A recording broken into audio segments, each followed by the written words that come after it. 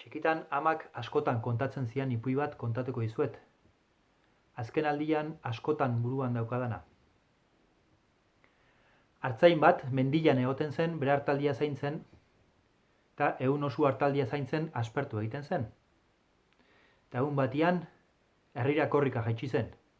Otsua dator, lagundu, lagundu! Tarriko jendeak eskopetak hartuta korrika mendira, otsua hiltzera, hartaldia babesteko. Baina hartaldia zegoen lekura iritsi eta otsorik ez. Hartzaia parrez.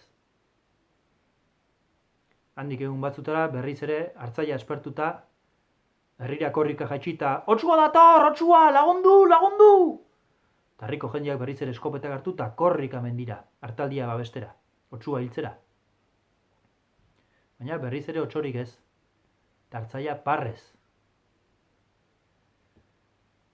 Baina handik egun batzutara hartzaiak sumatu zuen bere hartaldia urduri, hola, mugimendu urduriak egiten zituztela eta hartaldia bildu inda, lepuak gora, ardi guztiak, eta horrela behiratu eta otsua ikusi zuen.